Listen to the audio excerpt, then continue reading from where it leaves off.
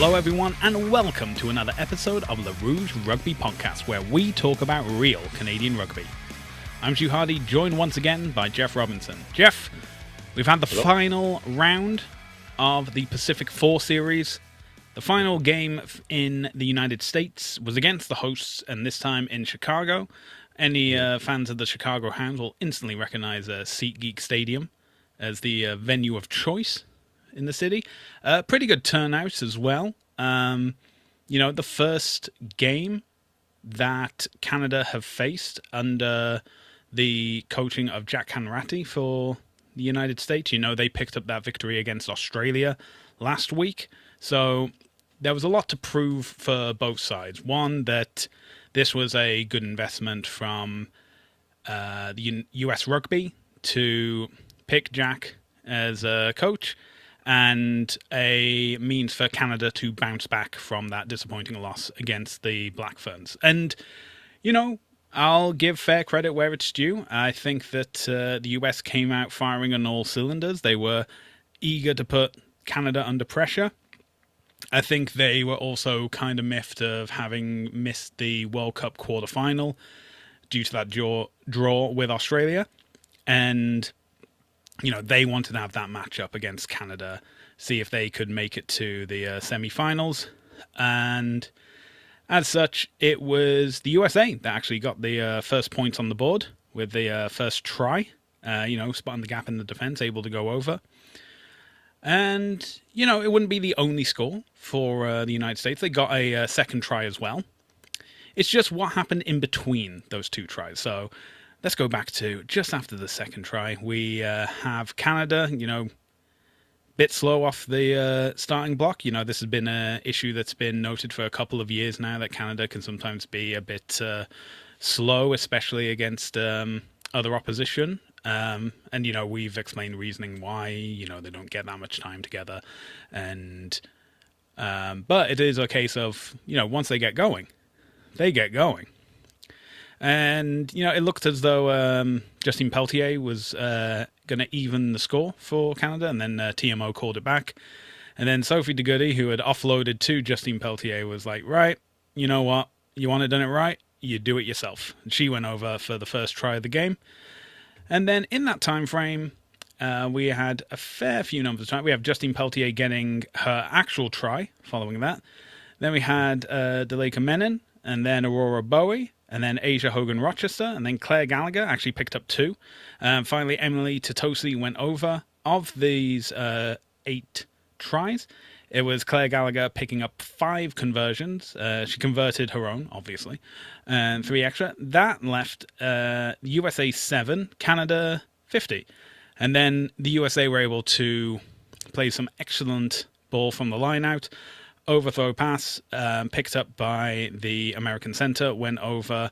Conversion was missed, and then that basically made it the final score. USA 12, Canada 50.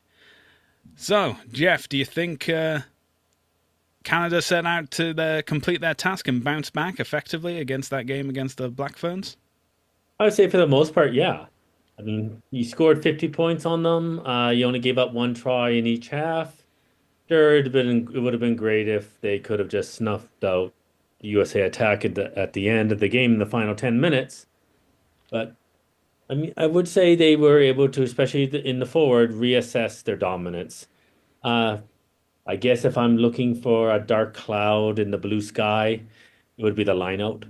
I think the line out, had a 67% success rate. I think 9 wins, 4 losses in that. But the scrum, I believe, was, 100%. Yeah. So, yeah, I would, as I said, I would say the only real concern would have been the line out, and maybe they're trying some new patterns like that to keep defenses guessing, and there's always going to be a little bit of a learning curve there. Hopefully that gets ironed out for the rest of their tests this year.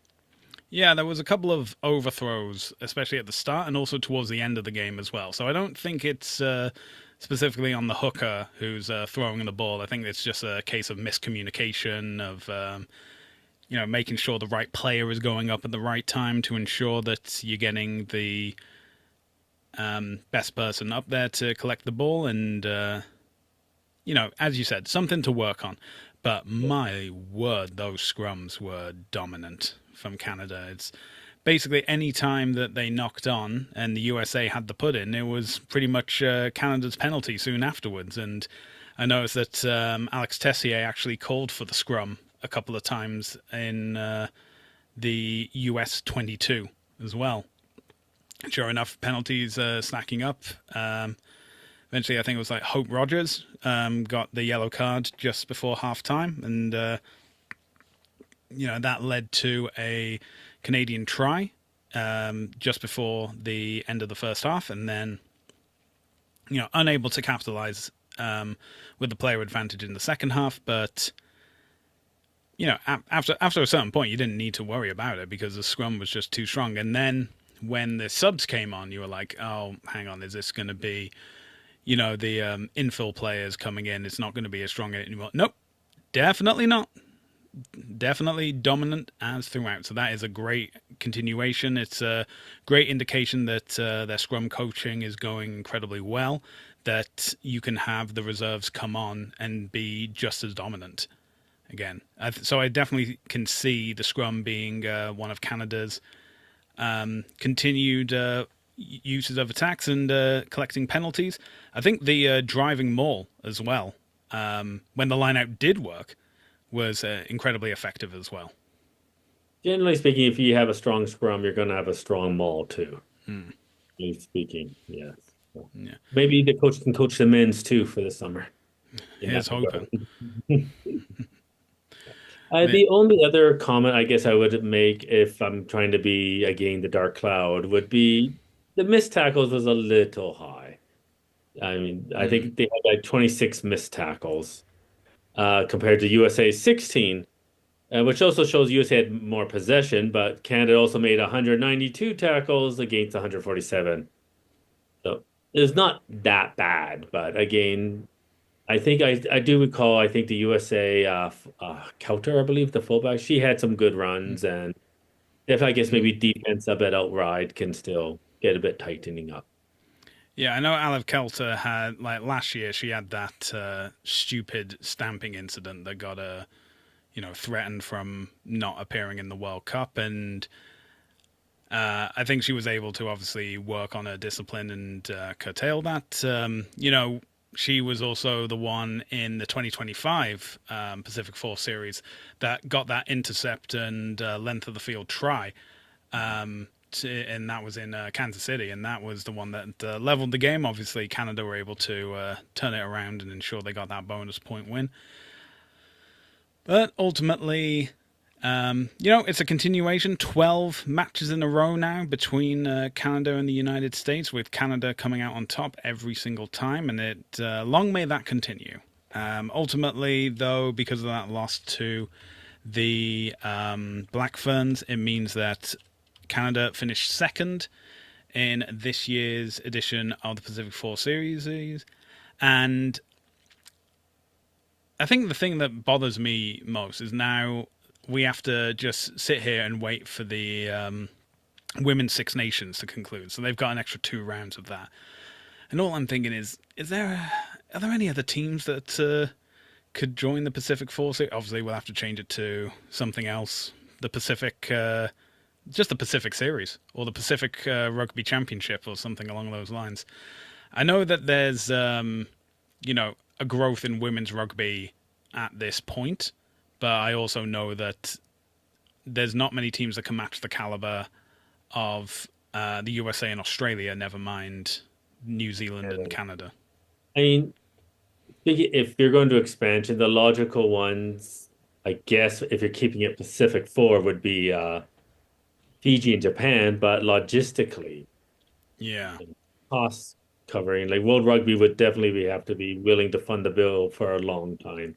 I'm sure Japan would be able to host matches and host a tournament once in a while to cover costs, but they're really the only 2 logical teams. South Africa and even Argentina, I guess, they don't really fit the Pacific theme. No, I think it would have to be a case of, I think the closest at the moment would be, yeah, Japan and Fiji. I know that Chile and Uruguay are introducing their women's teams. I think Chile had their first women's 15s match ever last year. So clearly there's some distance to go. But in the same regard, you can also have a tournament going on in South America at this point, which would be like the South American 4 series.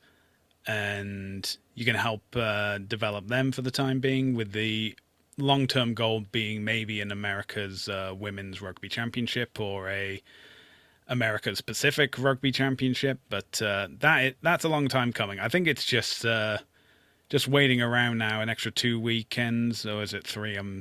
Two rounds definitely of the Women's Six Nations to go. And, we're all just waiting for England, France for that to decide who wins the Grand Slam. It's going to be England, isn't it? And yeah, so I guess we're just twiddling our thumbs.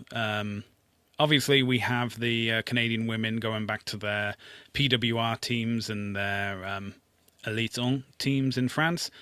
And yeah, there's not going to be much women's rugby now until we're getting into the fall, because it was announced in the conclusion of the match debrief on the Canada Rugby website that Canada will assemble next in Europe at the end of summer, because they have away fixtures as part of the WXV Global Series. These will be against Scotland, England, and France. Dates and locations to be confirmed. I think England has confirmed that they will be playing Canada at Sandy Park in Exeter. But those fixtures against Scotland and France are still to be decided. However, it's not just away fixtures that's taking place, because today and yesterday came the announcement of the Rugby Rematch Tour. This is forming part of the WXV Global Series, and Canada will host England in a 2-match series, which is being presented by Canadian Tire.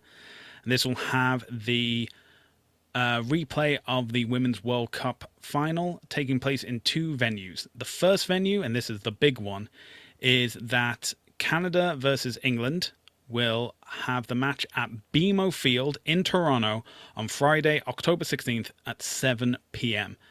I believe this is the first women's rugby match in Toronto since their 2009 fixture at Fletcher's Field.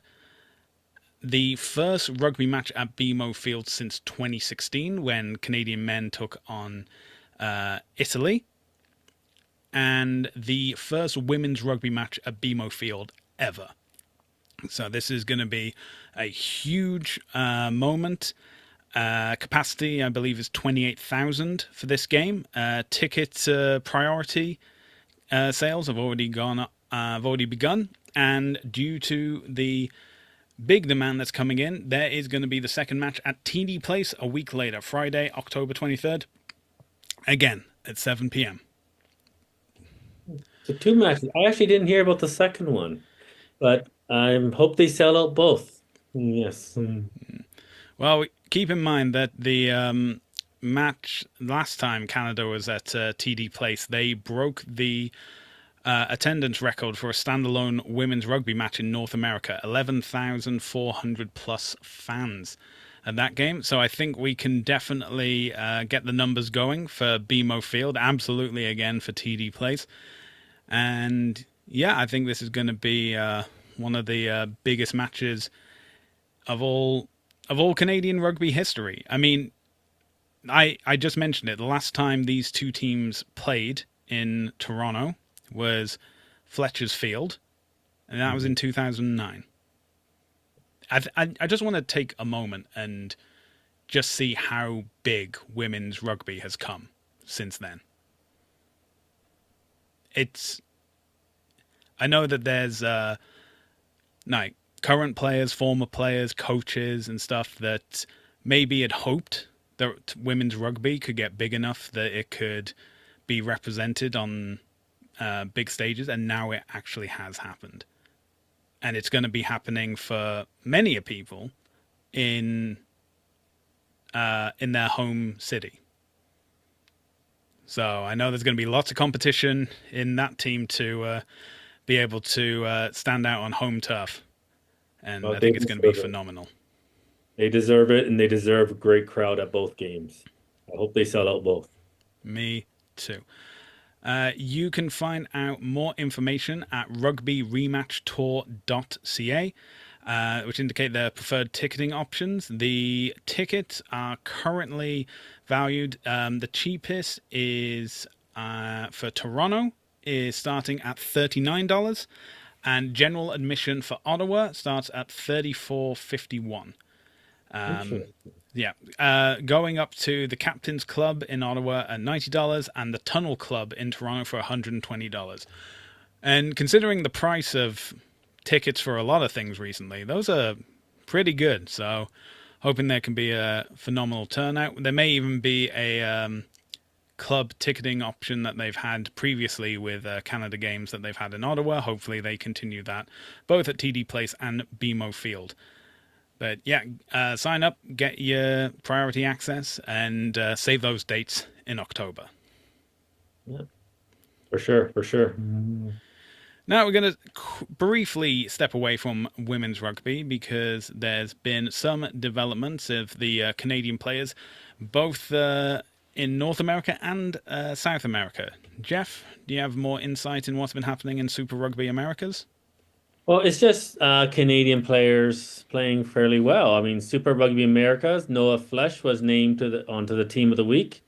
He's playing at 12 lately, which I think is actually could be a great position for him. I wanted to see him at 12 for a while. Mm-hmm. So I'm very happy for him. I know Fryer has got a few starts also with the same club, and he scored a try, I think, a couple of weeks ago.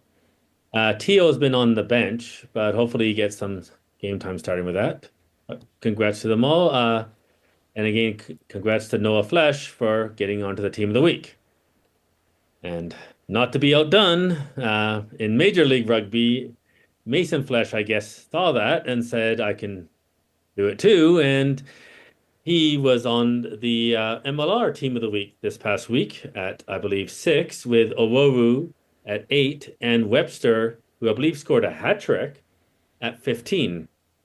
And to add to his honors, Webster also was player of the week this week in MLR. So congrats to all of them. And I hope they keep playing well, and I hope other Canucks can join them on the team of the week and players of the week. Yeah, and I think it's important to keep in mind that whilst we're saying that the women's international team won't be playing again until September, and the men's team aren't going to be playing until July, you can still watch some of the men's players playing in MLR, and you're able to watch that on Premier Sports. You can also watch Super Rugby Pacific and the Japanese League One on Premier Sports as well.